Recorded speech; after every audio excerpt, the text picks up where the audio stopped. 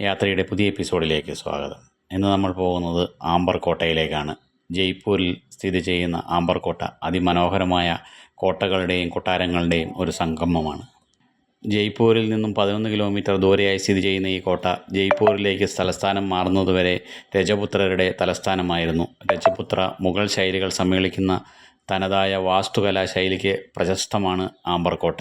രാജസ്ഥാനിലെ ഒരു പ്രധാനപ്പെട്ട വിനോദസഞ്ചാര കേന്ദ്രമാണ് ആംബർ കോട്ട. കോട്ടയുടെ ആകർഷണീയത വർദ്ധിപ്പിക്കുന്ന രീതിയിൽ കോട്ടയ്ക്കരികിൽ മഹോദ തടാകവും സ്ഥിതി ചെയ്യുന്നു. ആംബർ കോട്ട എന്നറിയപ്പെടുന്ന കോട്ട അല്ലെങ്കിൽ കൊട്ടാരം യഥാർത്ഥത്തിൽ ജയ്ഗഡ് കോട്ടയുടെ മതിൽക്കെട്ടിനകത്തെ ഒരു കൊട്ടാരം മാത്രമായിരുന്നു. ആംബർ കൊട്ടാര സമുച്ചയത്തിന് പടിഞ്ഞാറ് വശത്തുള്ള ഒരു കുന്നിനു മുകളിലാണ് ജയ്ഗഡ് കോട്ട സ്ഥിതി ചെയ്യുന്നത്. വെളുപ്പും ചുവപ്പും മണൽക്കല്ലുകൊണ്ടാണ് ആംബർ കോട്ട നിർമ്മിച്ചിരിക്കുന്നത്. ഹിന്ദു മുഗൾ സമ്മിശ്ര ശൈലിയിലുള്ള കലാസൃഷ്ടികൾ കൊണ്ട് സമ്പന്നമാണ്. കോട്ടയുടെ മതിലുകളുടെ ഉൾവശം നിത്യജീവിതത്തിലെ രംഗങ്ങൾ പകർത്തിയിട്ടുള്ള മ്യൂറൽ, ഫ്രെസ്കോ ചുമർ ചിത്രങ്ങൾ കൊണ്ട് അലങ്കരിക്കപ്പെട്ടിരിക്കുന്നു. മറ്റു മതിലുകൾ കൊത്തുപണികൾ കൊണ്ടും മൊസൈക്കുകൾ കൊണ്ടും കണ്ണാടിയിലുള്ള സൂക്ഷ്മമായ ചിത്രപ്പണികൾ കൊണ്ടും അലങ്കരിച്ചിരിക്കുന്നു. ആംബർ കോട്ടയിലേക്ക് കാൽനടയായോ ആനപ്പുറത്ത് കയറിയോ എത്താവുന്നതാണ്.